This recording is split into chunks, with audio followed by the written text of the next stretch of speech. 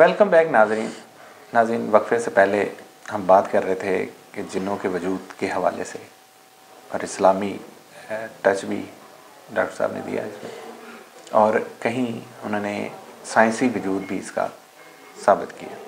नाज़रीन आइए उनसे मज़ीद बात करते हैं।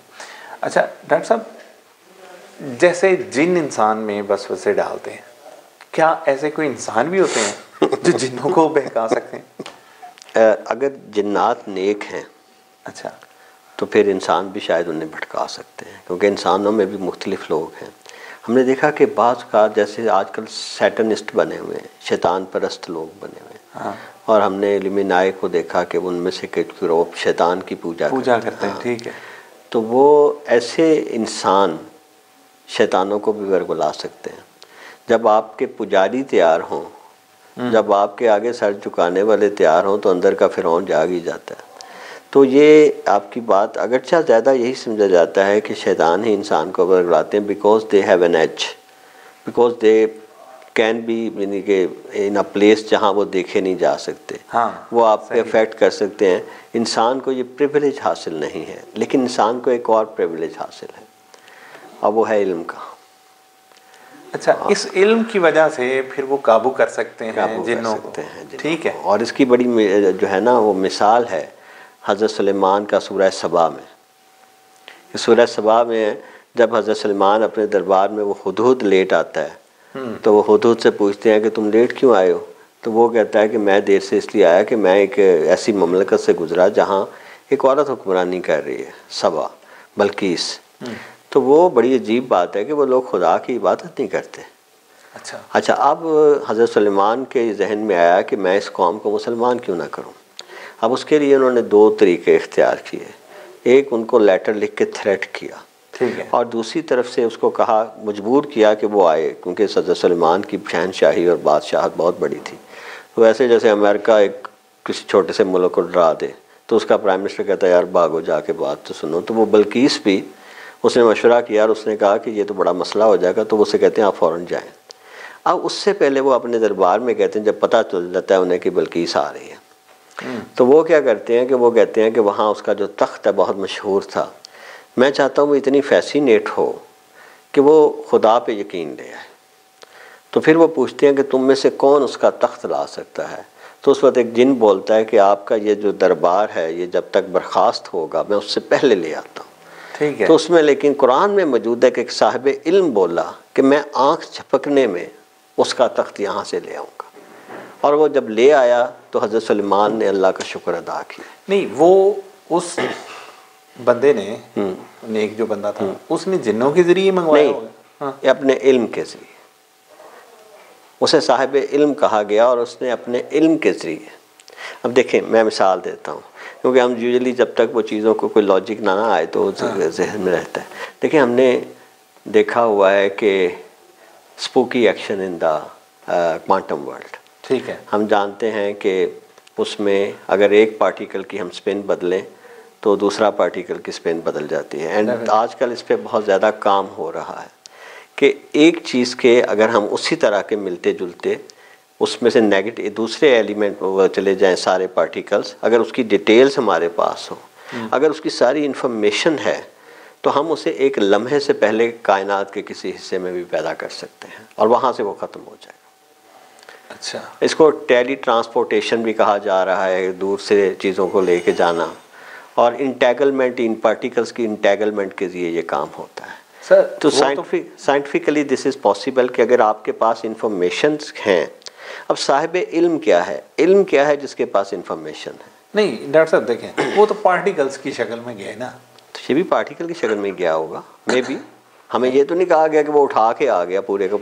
देखिए, पार्टिकल की शक्ल में यूँ जाएगा अगर ये इंटेगलमेंट कामयाब होती है, और अभी तक जो इनिशियल इस पर एक्सपेरिमेंट्स किए गए हैं वो कामयाब हैं, कि एक जगह से एक चीज़ के पार्टिकल की सारी इन्फॉर्मेशन लेके जब उसकी स्पिन आप नोट करेंगे ना, तो हर पार्टिकल का एक एंटी पार्टिकल आपने तैयार, वो अपोजिट स्पिन लेके एग्जैक्ट वैसी ही हो जाएगा, और यहाँ के जो ज़र्रे हैं ना वो सिर्फ ज़र्रात में तब्दील हो जाएंगे। इन्फॉर्मेशन उधर चली गई, इसमें से इन्फॉर्मेशन उधर चली गई, और वहाँ जो पार्टिकल्स होंगे वो सारी वो शेप ले लेंगे। गोया कि आप ये समझ लें, आपने मैट्रिक्स देखी होगी फिल्म, और उसके पीछे जो रूहानियत की भी चीज़ें हैं कि असल में सारी की सारा कायनात इल्म है।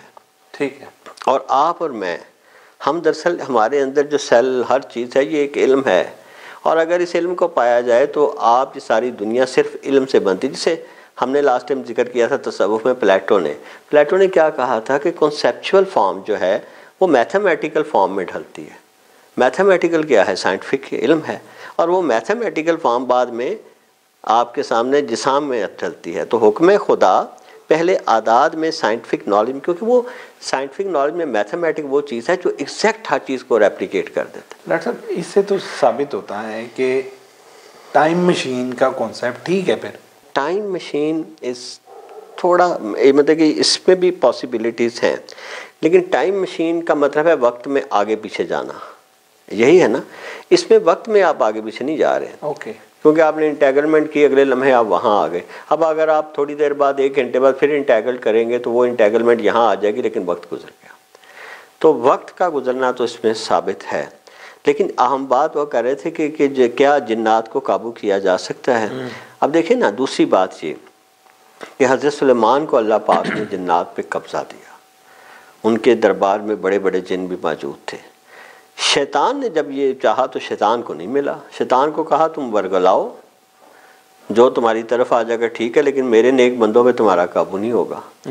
लेकिन हज़रत सुलेमान को जो उस वक्त उनके वक्त में जो मौजूद थे, ये कहा जा सकता है कि शायद इब्लीस और शैतानों पे तो उनका भी नहीं होगा।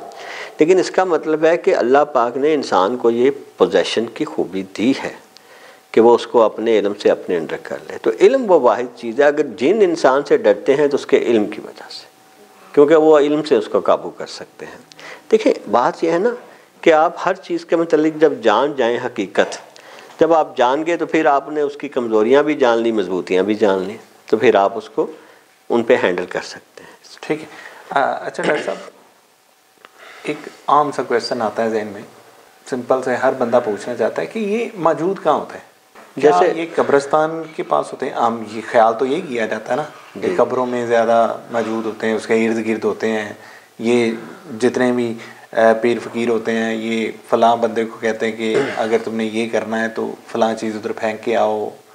अच्छा, पहले कॉन्सेप्ट है, पहले तो ये मतलब पीर फकीर का थोड़ा सा हम देख लें कि हम जो सारी बात कर रहे हैं वो 2 चीज़ों पे बेस्ड है, एक मज़हब और एक साइंस। अभी जो हमने बात की, ठीक है, साइंटिफिकली बहुत स्ट्रॉन्ग इसका कोई क्लूज नहीं है, लेकिन इशारे हैं, जबकि मज़हब इसके बारे में बड़ा साफ़ है। अच्छा, ये जो पीर फकीर है ना, ये एक और काम है, ये एक धंधा है। मैंने मौक्कल रखे हुए हैं। अब मौक्कल कहाँ से आ रहे हैं? मौक्कल क्या है? मौक्कल बड़ा एक वो घुमा घुमाया सा लफ्ज़ है कि मौक्कल बेसिकली डिटेल में जाएं तो ऐसे जिन्नात जो आपका हमजाद है। हाँ। तो वो आपके जब उसने कुछ इन्फॉर्मेशन लेनी है, मैं पता करना चाहता हूँ कि आपने 2 घंटे पहले क्या किया, तो आपके साथ जो जिन है वो तो आपके साथ था। हाँ। तो मेरा अगर मौक्कल आपके मौक्कल से पूछ रहे इसने क्या किया, वो गए ये इस वक्त जो थे फ़लाँ जगह पे थे, तो वो मेरे मौक्कल को बताए और मेरा मौक्कल मुझे बताए। ठीक है। लेकिन इसमें एक प्रॉब्लम है सारी थ्योरी में। हमने देखा कि सिर्फ एक हमजाद है जो ताबे हुआ है किसी के, और वो है हुज़ूर सल्लल्लाहु अलैहि वसल्लम का, वो मुसलमान हुआ। बाकी हमजाद आदमी के ताबे नहीं हैं, बल्कि वो तो आदमी को ताबे करना चाहते हैं। ठीक है। यहाँ तक तो ठीक है कि वो कुछ आने वाली चीज़ों के मतलब इशारा विस्पर कर दे, या उसके जो भी यूज़ कर रहा है इल्म, उसमें उसके मुताबिक वो चीज़ें बना दे, बन जाएं और लगे कि हाँ ये इन्फॉर्मेशन मेरी सही है। जैसे कई लोग समझते हैं हमने पामिस्ट्री देख के ये बता दिया, लेकिन पीर और फ़कीर ये जाहिर करते हैं कि मौक्कल उनके कब्ज़े में।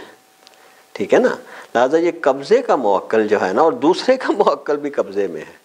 देखे ना, मेरे मौक्कल ने कैसे जाना जब तक आपका मौक्कल नहीं बताएगा, जब तक आपका हमजाद इन्फॉर्मेशन नहीं देगा। मेरा हमजाद कोई गैब का इल्म तो नहीं जानता, वो मेरे मुतालिक तो जान सकता है। लिहाजा ये जो एक कॉन्सेप्ट है मौक्कल का, ये बड़ा गोल है। ये लफ्ज़ जो है इसे इस्तेमाल इसलिए किया जाता है दूसरों को इम्प्रेस करने के लिए। अब है ये रहते कहाँ हैं, सवाल ये था। इनके मुतालिक पहले तो हमने हदीस का जिक्र किया कि हुज़ूर ने फरमाया कि 3 तरह के जिन्नात हैं, लेकिन ये बड़ी कैटेगरी है। एक जो हवाओं में रहते हैं, दूसरे वो जो जानवरों की शक्ल में भी आ सकते हैं, और तीसरे वो जो इंसानों की तरह एक जगह पे रहते हैं और नकल मकानी करते हैं। ठीक, आपकी बात ये ठीक है, क्योंकि वहाँ भी कुछ देखें ना, ट्रेडिशंस हैं, वो भी नहीं चाहते कि आपसे खामखा में उलझें, तो ज़्यादातर वो वीरान जगहों पे रहना पसंद करते हैं। खंडरात हैं, खाली जगह हैं, कब्रिस्तान हैं, और ख़ास तौर पे रात को इन जगहों पे लोग कम जाते हैं और रात को वो ज़्यादा सुनसान हो जाती हैं, तो they are easy to move एक जगह से दूसरी जगह। They don't want to show themselves except naughty jinns जो आपको डराना चाहते हैं। ठीक है, other jinn they are good people, they are living in their community, they don't want to just come to the people और उनको खामखा डायर। लेकिन ये होता है कि इनकी रहाइश जो होती है, लेकिन ऐसे जिन भी हैं जो घर काफ़ी अरसे से खाली है, तो ये कहा जाता है कि वहाँ जिन्नात आ जाते हैं कि nobody is living here. ठीक है, they like to live in some kind of place like trees. इंसान पहले दरख्तों में रहता था, और इन एम्प्टी हाउसेस, खाली मकान है, वहाँ रहता है। तो हाँ, तो इसलिए क्योंकि उनका नहीं है कि एक आदमी, अब देखें एक खाली जगह खंडरात है, humans they are free to do anything, वो तो असी तो मालिक का। अब वो जाके एक बंदा जगह खरीद लेता है, अब वो आगे ही वहाँ रह रहे हैं, तो क्या हुआ कि वो समझेंगे कि हमारा राइट था यहाँ रहना, ये तो खाली जगह बेकार पड़ी थी, हमने पहले यहाँ। अब क्या करते हैं कि वो फिर उसको अकॉर्डिंग टू दिस फिलॉसफी वो डराना शुरू करते हैं कि तुम लोग यहाँ से चले जाओ। तो ये ज़्यादातर खाली जगहों पे रहना शुरू करते हैं, लेकिन इनकी कैटेगरीज ऐसे भी हैं जिनकी ड्यूटी हवा और खला में है। उनका काम है कि वो कुछ ना कुछ सुने, जैसे जासूस नहीं होते हम लोगों के, ISI है, मोसैड है, तो वो उन्होंने अपने जासूस रखे हुए, ख़ास तौर पे शैतान ने, कि सुनो क्या हो रहा है, व्हाट इज़ द, क्या चांसेस हैं कि हम उसका कोई हल करें। तो इस तरह से इसको हम इस तरह कैटेगराइज कर सकते हैं। अच्छा डॉक्टर साहब, वक्त पूरा हो गया है, प्रोग्राम चाह रहा था मैं और क्वेश्चन, लेकिन मुझे कहा जा रहा है कि टाइम जो है कंप्लीट है। जी नाज़रीन, आपने देखा जितने सादा और आम फहम क्वेश्चन हो सकते थे वो डॉक्टर साहब से पूछे गए, ताकि इनके बारे में जितना भी इबहम पाया जाता है कुरानी लिहाज से या फिर साइंसी लिहाज से, उसको हम डिटेल से एक्सप्लेन कर सकें। हमने कोशिश की और हो सकता है हम काफ़ी हद तक कामयाब भी हुए हैं। अब नाज़रीन, आपकी राय चाहिए कि आप क्या सोचते हैं, कैसे आपको महसूस हुआ, या हमारे प्रोग्राम का जो फीडबैक है वो आपने देना होता है। इसके साथ ही अपने मेज़बान को इजाज़त दीजिएगा। अल्लाह निगहबान।